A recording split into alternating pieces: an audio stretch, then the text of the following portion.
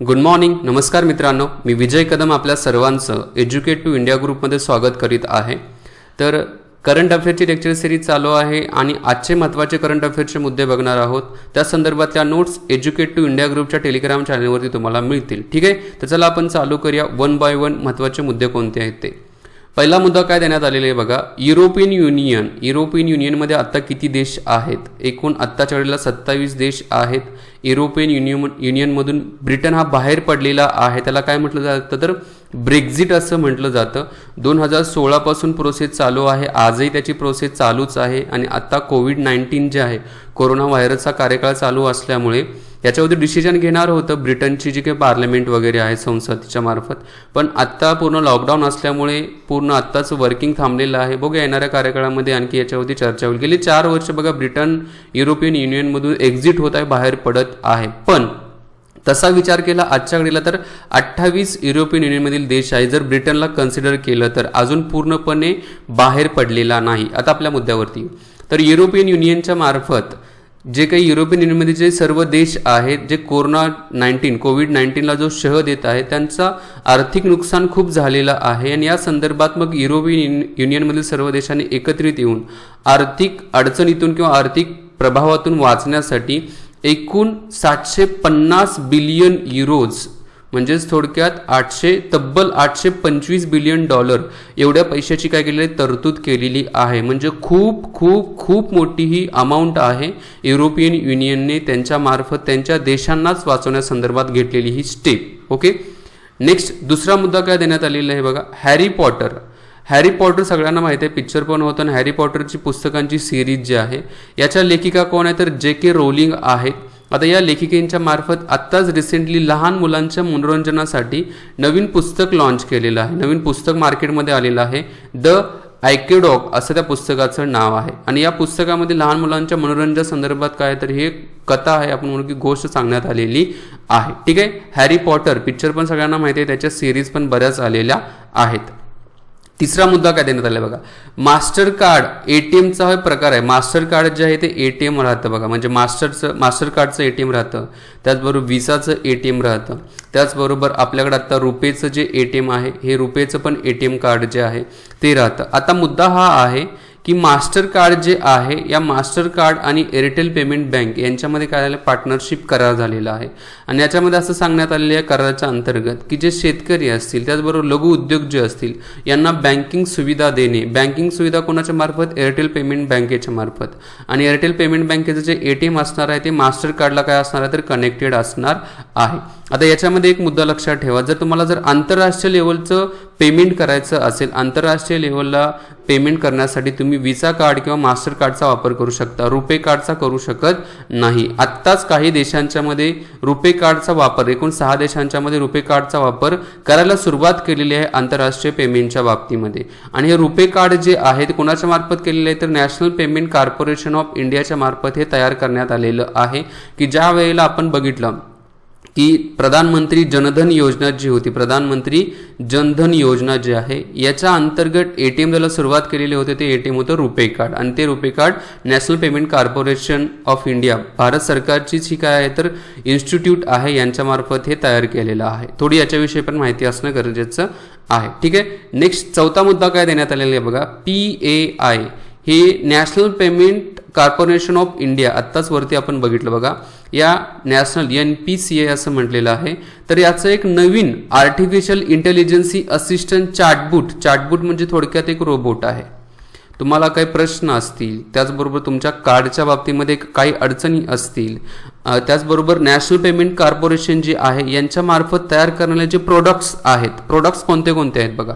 एक आपण बघितलं रुपे कार्ड आहे, दुसरं आहे ते फास्टॅग काय आहे तर बघा आता इलेक्ट्रॉनिक्स पद्धतीने टोल जो वसूल केला जात आहे तो फास्टॅगच्या मार्फत केला जात आहे. हा जो फास्टॅग जो आहे हा फास्टॅग NPCIच्या मार्फत तयार करण्यात आलेला आहे. या फास्टॅगच्या बाबतीमध्ये काही अडचणी असतील, त्याचबरोबर UPI जे युनिफाईड पेमेंट इंटरफेस असं म्हटलं जातं, UPIच्या बाबतीमध्ये तुम्हाला काही अडचणी येत असतील, त्याचबरोबर याच्या बाबतीमध्ये तुम्हाला काही अवेअरनेस माहिती पाहिजे असेल तर या चॅटबोटच्या मार्फत तुम्हाला माहिती भेटणार आहे. त्या चॅटबोटचं नाव काय आहे तर PAI असं त्या चॅटबॉटचं नाव आहे. ठीक आहे. आता याच्यामध्ये प्रश्न कोणते कोणते असू शकतात बघा.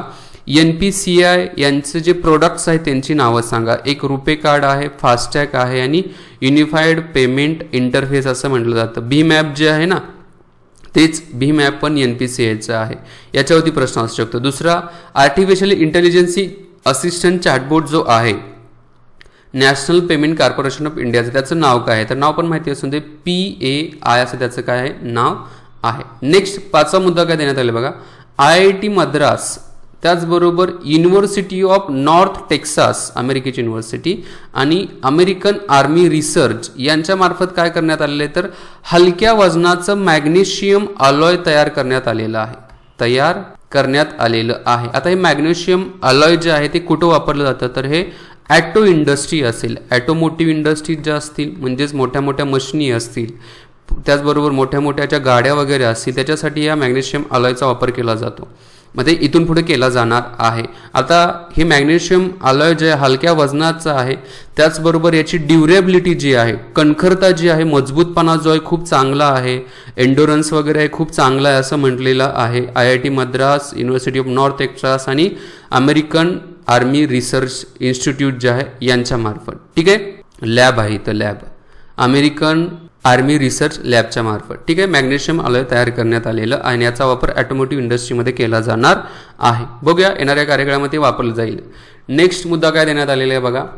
6वा मुद्दा जो आहे फ्लिपकार्ट आणि कर्नाटका मँगो बोर्ड जो आहे यांच्यामध्ये आता एक करार झालेला आहे. या कराराच्या अंतर्गत ऑनलाईन पद्धतीने मँगो विकण्यास, आंबे विकण्यास सुरुवात केलेली आहे. आता फ्लिपकार्ट सगळ्यांना माहिती आहे की ई-कॉमर्स कंपनी आहे. ई-कॉमर्स म्हणजे काय, ऑनलाईन पद्धतीने तुम्ही काय करू शकता, खरेदी करू शकता.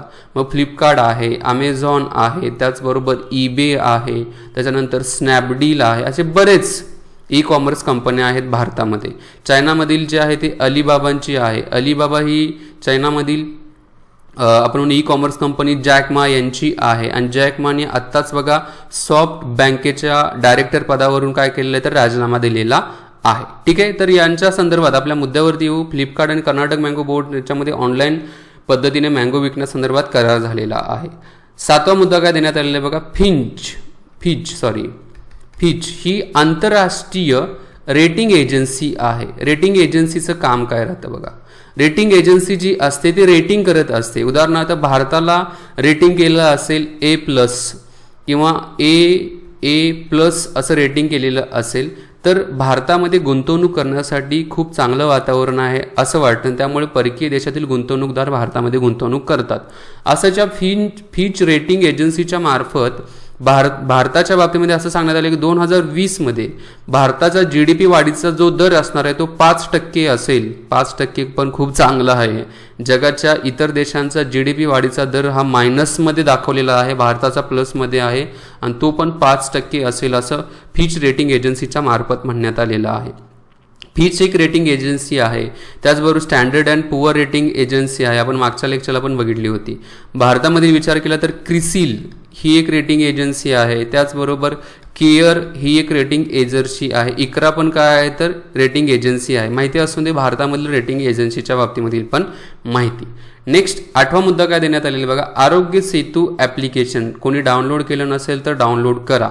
आता या आरोग्य सेतू ॲप्लिकेशनच्या मध्ये एक्झॅक्टली माहिती काय राहते बघा. म्हणजे तुमच्या आरोग्याच्या बाबतीमध्ये सर्व माहिती, थोडक्यात तुम्हाला खोकला झाला असेल तर तुम्ही याच्यामध्ये सांगू शकता आम्हाला खोकला झालेला आहे. तुमच्या आसपास एखादा कोरोना पेशंट जर असेल त्या कोरोना पेशंटविषयी माहिती पण या आरोग्य सेतू ॲप्लिकेशनच्या मार्फत दिली जाते. त्याचबरोबर आरोग्य सेतू ॲप्लिकेशन डाउनलोड केलेले तुमच्या शेजारी आसपास किती लोक आहेत, 1 किलोमीटरच्या एरियामध्ये, 2 किलोमीटरच्या एरियामध्ये किंवा 5 किलोमीटरच्या एरियामध्ये, याच्याविषयी पण माहिती या आरोग्य सेतू ॲप्लिकेशनच्या मार्फत दिली जाते. आणि आत्ताच्या घडीला आरोग्य सेतू हे जे ॲप वापरणारे जे आहेत भारतामध्ये 11,40,00,000 आहेत. लक्षात घ्या, फक्त 2 महिन्यामध्येच 11,40,00,000 आरोग्य सेतू ॲप्लिकेशन युजर्स भारतामध्ये झालेलं आहे. आणि हे ओपन सोर्स ॲप्लिकेशन आहे. ओपन सोर्स ॲप्लिकेशन म्हणजेच काय, आता हे भारत सरकारचं आहे.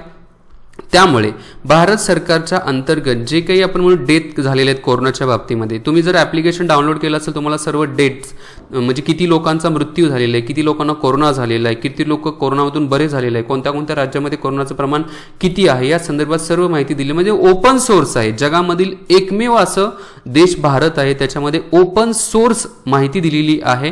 कशा संदर्भात? तर कोरोना संदर्भात, कोरोनाच्या मार्फत, कोविड-19च्या मार्फत मेलेल्या त्याचबरोबर झालेल्या लोकांच्या विषयी पूर्ण माहिती. ठीक आहे. नेक्स्ट 9वा मुद्दा काय देण्यात आलाय? कॅचअप. फेसबुकच्या मार्फत नवीन ग्रुप कॉल ॲप्लिकेशन तयार करण्यात आलेलं आहे. त्याचं नाव आहे कॅचअप.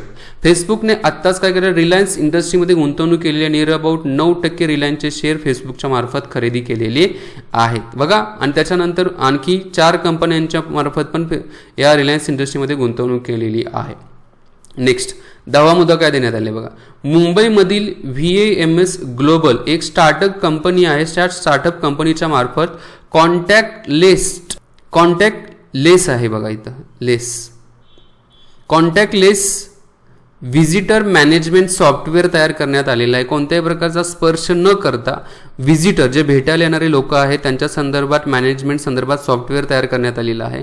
मग ते भेटायला आलेल्या व्यक्तींच्या शरीराचं टेम्परेचर, त्यांनी मास्क घातलेला आहे का नाही याच्याविषयी माहिती आपल्याला पटकन मिळेल. अशा पद्धतीच्या हे VAMS ग्लोबल यांच्या मार्फते सॉफ्टवेअर तयार करण्यात आलेलं आहे बघा. बरीच सॉफ्टवेअर आता तयार केली जात आहे. तर कोणती कोणती लक्षात ठेवायची, कोणती नाही आहे याच्या संदर्भातच मी मग जे महत्त्वाचे आहेत, इंडियाच्या ओरिएंटेड आहेत, तेच मी महत्त्वाचे ॲप्लिकेशन तुमच्यापर्यंत पोहोचवण्याचा प्रयत्न करत आहे. आणि ह्या ज्या नोट्स आहेत त्या नोट्स तुम्ही व्यवस्थित लिहून काढा. कारण याच्यावरती तुम्ही असं अवलंबून राहू नका की या नोट्स तुम्हाला आहे आपल्या एज्युकेटिव्ह इंडिया ग्रुपच्या टेलिग्राम चॅनलवरती तर मिळत आहेत, पण तुमच्या सेपरेट वहीमध्ये पण याच्या नोट्स असणं गरजेचं आहे. ठीक आहे, मी तर थांबतो. व्हिडिओ आवडले असेल लाईक, शेअर आणि सबस्क्राईब नक्कीच करा. जय हिंद, जय महाराष्ट्र, जय भारत, वंदे मातरम.